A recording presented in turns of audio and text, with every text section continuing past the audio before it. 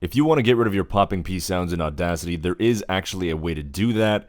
I did make a previous video on this, but unfortunately Audacity has updated since then and it's slightly different now. So here's just an updated video on how to do that. Here I have a recording. Peter Piper picked a patch of pickled peppers. Yeah, P sound, bruh. Now, as you can tell, I put my face way too close to the mic and the P's are popping like crazy. Now, I will always recommend that if you can, just re-record this, but if it's a recording you're absolutely in love with and you can't get it again, this is what you can do to sort of lessen that effect and make it less noticeable.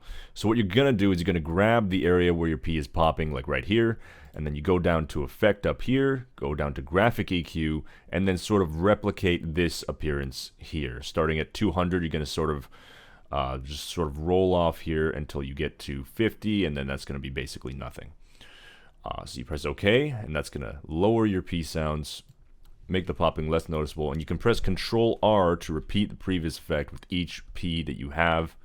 So it's going to be here, here, here, here, here, and then that lowers all that, and maybe just do that one just because I said P there as well.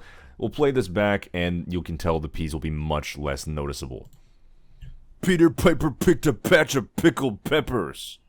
Yeah, P sound, bruh. And actually, I forgot about that one there, which is now more noticeable because the other ones are less. So, this can clean up your audio quite a bit if you have very harsh P sounds. But do not rely on this. Ideally, you're going to want to change the way you're recording your stuff so you don't pop your P's quite as much. Think about maybe investing in a pop filter or possibly just changing the distance from your mic so you're not so close. Anyways, I hope that helped, and if it did, let me know in the comments. I always love hearing that kind of stuff. That's it for this video, and I'll see you again next time.